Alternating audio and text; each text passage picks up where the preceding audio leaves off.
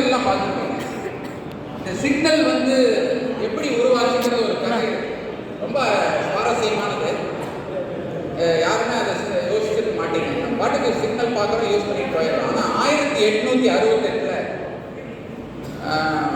அமெரிக்காவில் வந்து ஒரு சம்பவம் நடக்குது. நிறைய ஆக்சுவலாக சிக்னல் இல்லாத டைமில் எப்படி இருக்குன்னு கொஞ்சம் கற்பனை பண்ணி பாருங்களேன்.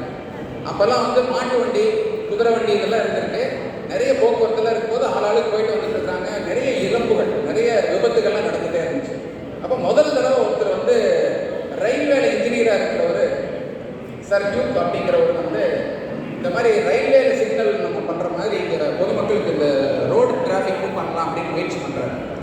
அப்போல்லாம் வந்து பார்த்தீங்கன்னா இந்த நவீன வசதிகள்லாம் எதுவும் இல்லாதப்போ பெட்ரோலில் எரியிற ஒரு விளக்கு மாதிரி ஒன்று வச்சு ரோடு டிராஃபிக் உருவாக்குறாங்க, சிக்னல். ஒரு தடவை இவர் ரயில்வே இன்ஜினியராக இருக்கும்போது ரயில்வேக்கு சிக்னல் போடும்போது உங்களுக்கு தெரியும், இப்போ தான் எல்இடி லைட் கலர் கலராக வருது. அப்போல்லாம் ஒரே விளக்கு, முன்னாடி இந்த லென்ஸ் மட்டும் கலர் கலராக இருக்கும். ஒரு தடவை இந்த சிவப்பு கலர் லென்ஸ் மட்டும் கீழே விழுந்துருது. அது ஒயிட் கலராக இருக்குன்னு சொல்லி இந்த ரயில் வந்து மிகப்பெரிய விபத்தெல்லாம் நடந்திருக்கு. இந்த மாதிரி இந்த மனித சமுதாயம் உங்களுக்கு தெரியும், தவறுகள் செஞ்சு செஞ்சு தான் நம்ம வந்து நாகரிகத்தை நோக்கி முன்னேறணும் அப்படின்னு ஒரு பாட்டு கூட வரும். என்ன பாட்டு அது ஞாபகம் இருக்கா? Vijay song sir.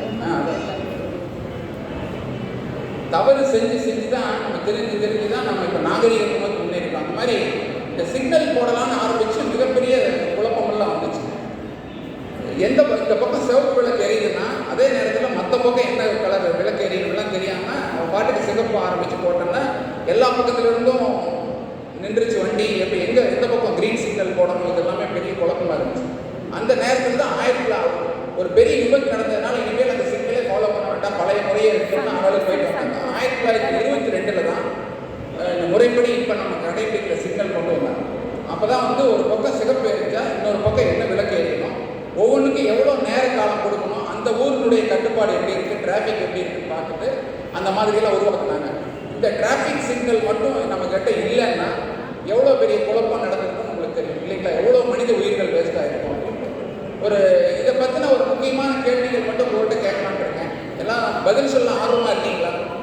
விழிப்புணர்வு, இந்த ரோடு டிராஃபிக் பற்றி ஒரு கொஸ்டின்ஸ் இருக்குது. சரியாக சொன்னீங்கன்னா பரிசு கொடுக்கறதுக்கும் தயாராக இருக்கு. சரி, கேட்கலாங்களா? நம்மளை